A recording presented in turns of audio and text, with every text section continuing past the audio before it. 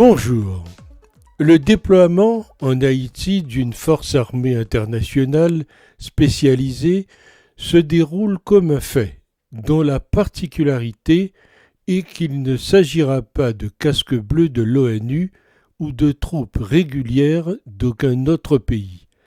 Cette intention est plus complexe avec ce qui a été exprimé par l'ambassadrice américaine Thomas Greenfield lors de la réunion d'urgence du Conseil de sécurité. La mission proposée n'est pas de l'ONU, elle serait d'une durée et d'une portée limitée et serait être dirigée par un pays allié. Pour compliquer encore les choses, elle n'a pas non plus identifié ce pays, bien qu'elle ait dit qu'il a l'expérience requise pour qu'une telle tâche soit efficace. Lors de cette réunion, Haïti a été laissé au milieu, se balançant au rythme d'autres grandes puissances telles que la Russie, qui a invité à peser soigneusement les conséquences de l'utilisation de contingents étrangers, et la Chine, qui a souligné le rejet de plusieurs partis d'opposition haïtiens à la présence de forces étrangères.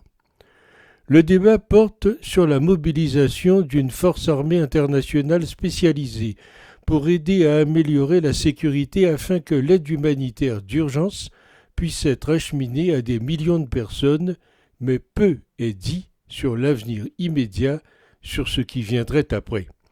Les points clés ne sont pas mentionnés non plus, comme essayer d'amener les Haïtiens eux-mêmes, ou du moins une majorité de leurs secteurs les plus représentatifs, à parvenir à une sorte d'accord, ni la partie politique, la stratégie à déployer pour répondre à la question de savoir qui gouverne Henri en disgrâce.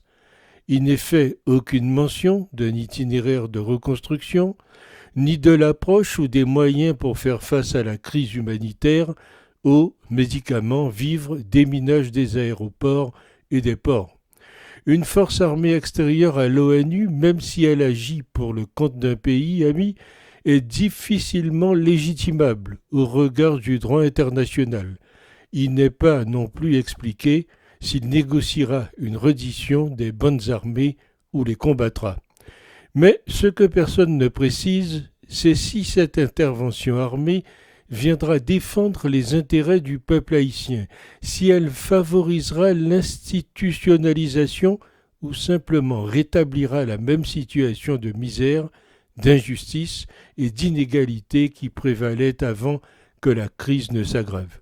Si ce qui est envisagé pour pacifier Haïti, la sortir du chaos généralisé qu'elle connaît et accélérer les actions humanitaires, d'emblée, on peut prévoir que ce serait une voie ratée, car l'expérience montre l'incapacité de ces entrepreneurs à gérer l'après-guerre et en outre, parce qu'une intervention armée en soi en Haïti, même si elle touchait de manière significative l'empire des gangs, ne résoudrait pas ces problèmes.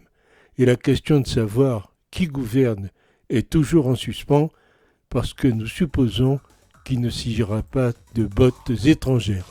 À lundi.